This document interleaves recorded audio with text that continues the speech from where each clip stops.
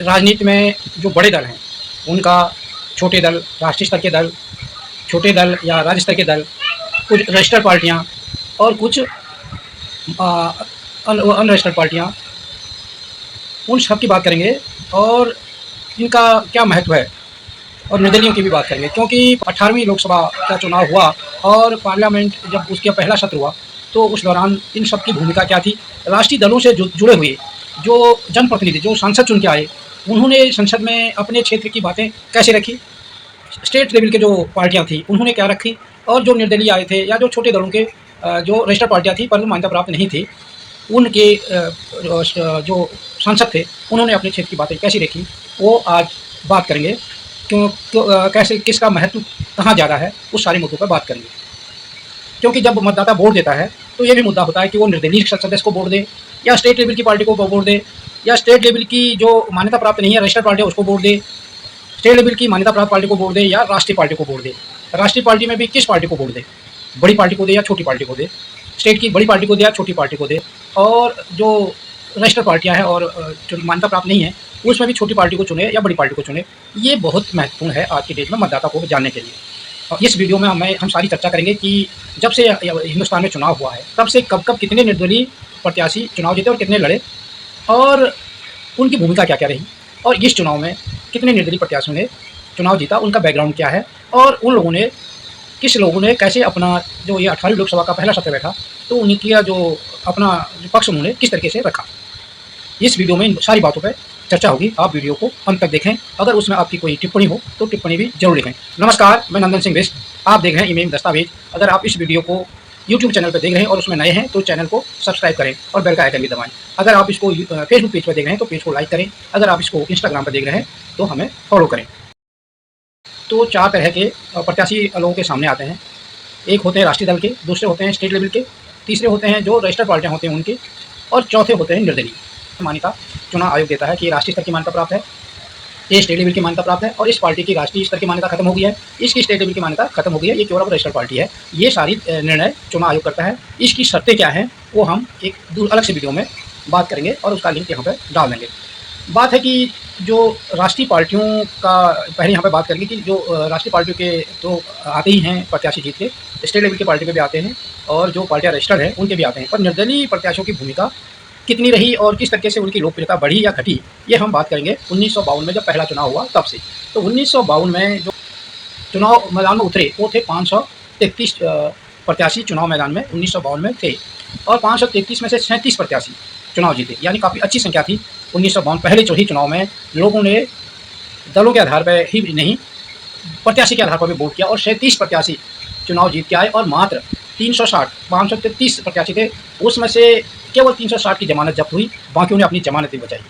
और 1957 में जब दूसरा चुनाव हुआ था तब 481 प्रत्याशी चुनाव मैदान में, और उसमें अभी तक का जो 2024 तक का देखा जाए सबसे ज़्यादा निर्दलीय प्रत्याशियों को जीते थे, जिनकी संख्या थी 42, और जिनकी जमानत जब्त हुई वो थे 324।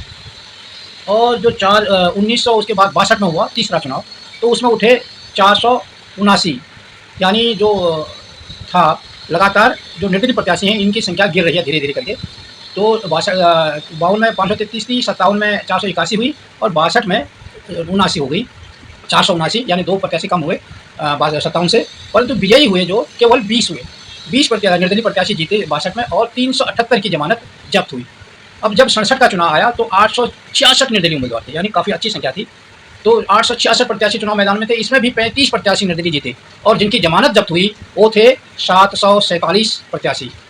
उसके बाद 1971 में चुनाव हुआ, और उस चुनाव में 1134 प्रत्याशी निर्दलीय चुनाव लड़े, 1134 प्रत्याशी निर्दलीय चुनाव लड़े और जीते 14 निर्दलीय प्रत्याशी जीते, और 1066 प्रत्याशियों की जमानत जब्त हो गई।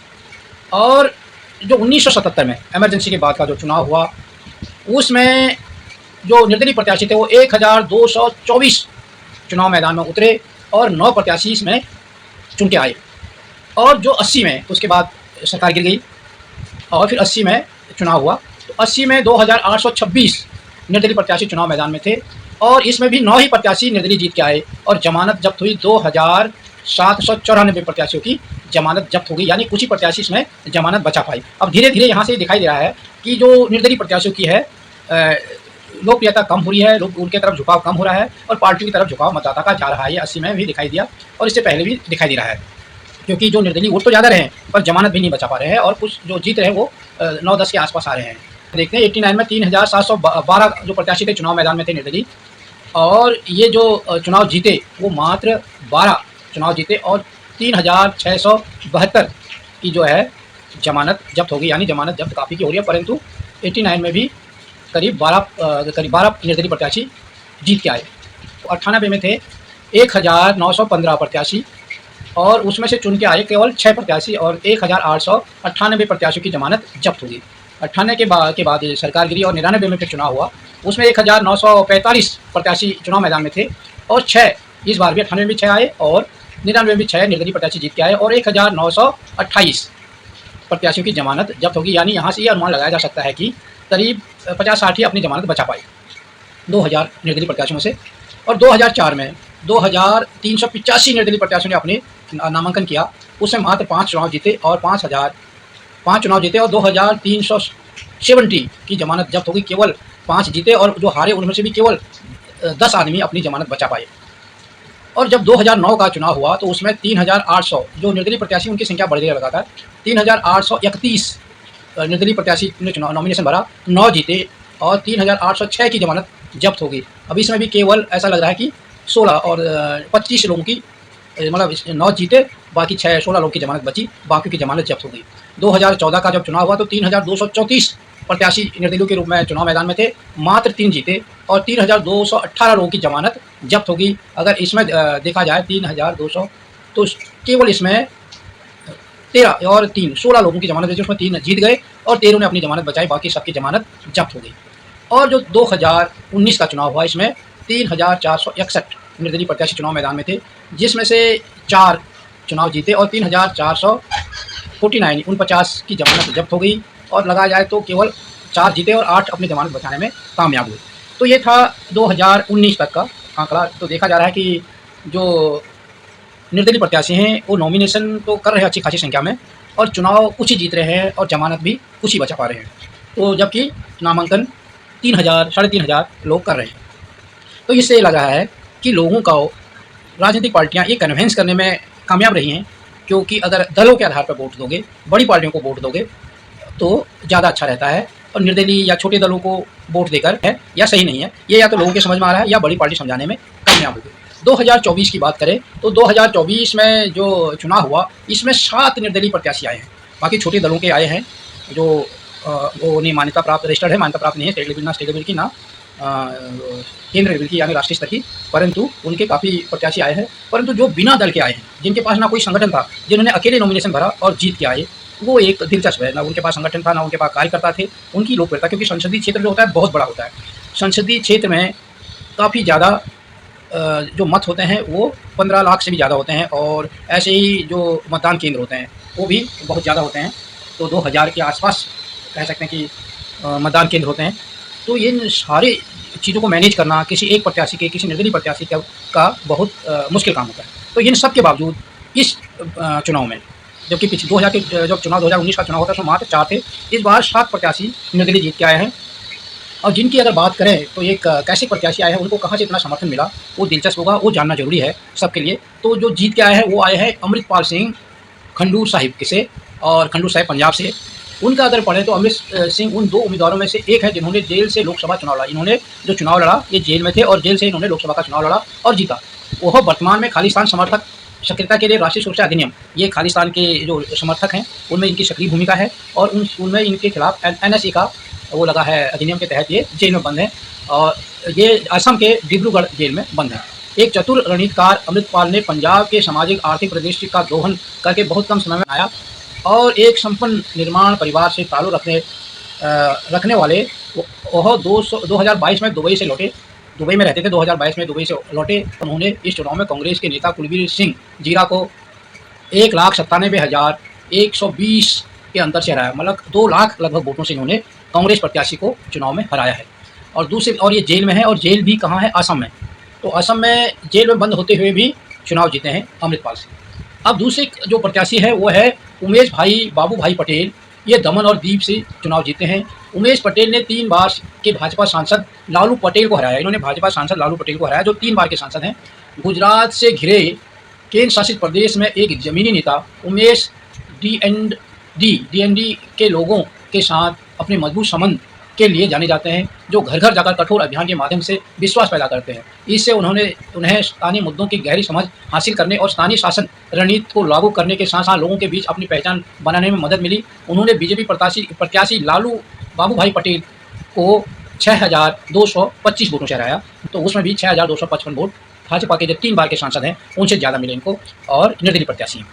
केवल जनता के बीच काम करते हैं और जनता के मुद्दों को समझते हैं, जनता के मुद्दों को उठाते हैं, और इसलिए जनता ने सबसे जो विश्व की सबसे बड़ी पार्टी कही जाती है और देश में सबसे जो बड़ी पार्टी है, जिसके सबसे बड़े सांसद हैं, जो पिछले 10 साल से सत्ता में थी, उनको हराया। और कहाँ से हराया? गुजरात के पास से। और मोदी जी भी गुजरात से आते हैं, अमित शाह भी गुजरात से आते हैं। गुजरात में भाजपा को 25 की 25 सीटें मिली हैं। अब ये है पप्पू यादव, ये बिहार से है। पप्पू यादव के नाम से मशहूर राजेश रंजन, लंबे समय, इनका नाम है राजेश रंजन, लंबे समय से बिहार में सबसे बड़ी राजनीतिक दिग्गजों में से एक हैं। और पिछले कुछ सालों में वे कई पार्टियों से जुड़े रहे, कभी इस पार्टी में कभी उस पार्टी में जुड़े रहे। लालू प्रसाद की आरजेडी और रामविलास पासवान की एलजेपी के साथ साथ मुलायम सिंह यादव की समाजवादी पार्टी से भी रहे हैं। उन्होंने 2015 में अपनी खुद की पार्टी जन अधिकार पार्टी बनाई थी, जिसका 2024 के चुनाव से पहले उन्होंने कांग्रेस में विलय कर दिया था। उन्होंने पार्टी द्वारा टिकट न मिलने पर, उनको कांग्रेस से टिकट नहीं मिला, तो उन्होंने निर्दलीय चुनाव लड़ा और जेडीयू के संतोष कुमार को 23,000 से ज़्यादा वोटों से हराया। तो इन्होंने अपने निकटतम प्रतिद्वंदी जनता दल यूनाइटेड के, जो एक बीजेपी और एनडीए का कंटेस्टेंट कैंडिडेट थे, उनको इन्होंने करीब 23,000 वोटों से हराया। तो ये तीसरे कैंडिडेट हैं। चौथे हैं पश्चिम विशाल प्रकाश बापू पाटिल, सांगली सीट से, महाराष्ट्र की सांगली सीट है। तो महाराष्ट्र में गठबंधन वार्ता के दौरान, क्योंकि महाराष्ट्र में 2 गठबंधन का चुनाव हुआ आपस में, एनडीए और इंडिया का सीधी टक्कर थी। जब गठबंधन की जो सीट का बंटवारा हो रहा था, तो उद्धव ठाकरे की शिवसेना के खाते में जाने के बाद कांग्रेस पार्टी के लंबे समय से कार्यकर्ता रहे विशाल दादा पाटिल, अब ये क्या थे, कांग्रेस के कार्यकर्ता थे। और ये सीट जो सांगली सीट है, वो शिवसेना के पास चली गई थी। तो उन्होंने क्या किया, निर्दलीय प्रत्याशी के रूप में चुनाव मैदान में उतरे और सांगली सीट से उन्होंने बीजेपी नेता संजय काके पाटिल को 1 लाख से ज़्यादा वोटों से हराया। तो इसमें जो शिवसेना था वो भी 30 नंबर पर रहे। तो इन्होंने बीजेपी प्रत्याशी को 1 लाख वोटों से हराया, निर्दलीय प्रत्याशी को। अब बात करें, 5वें है इंजीनियर राशिद बारामूला। ये इंजीनियर राशिद बारामूला सीट से निर्दलीय विजयी हुए हैं।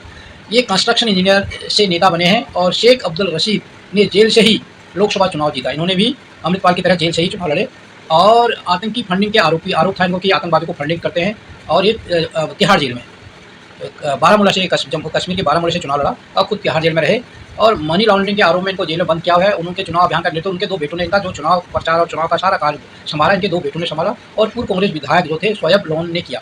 उन्होंने नारा दिया कि जेल का बदला वोट से, और इनका नारा था, जैसे दिल्ली में आम आदमी पार्टी का था जेल का बदला वोट से, तो उनका नारा भी वहाँ यही था कि जो मेरे को जेल हुई है उसका बदला वोट से लो वहाँ की जनता से। और उन्होंने एनसी जो नेशनल कॉन्फ्रेंस थी, उनके अब उमर अब्दुल्ला जो भूतपूर्व मुख्यमंत्री भी है, जम्मू कश्मीर के रहे हैं, तो उनको उन्होंने हराया और उनका मार्जिन भी काफ़ी था, करीब कई लाख वोटों से हराया है। अब है 6ठा है मोहम्मद हनीफा, ये लद्दाख से है। लद्दाख में वैसे ही आंदोलन चल रहा है, वहाँ के लोग काफ़ी दिनों से आंदोलित थे और इन्होंने वहाँ पर, जो मोहम्मद हनीफा हैं लद्दाख के, नेशनल कॉन्फ्रेंस के वरिष्ठ नेता, लद्दाख में कांग्रेस उम्मीदवार तेसरिंग नामंग्यान को समर्थन देने के बाद हनीफा ने लोकसभा चुनाव में निर्दलीय के तौर पर चुनाव लड़ा था।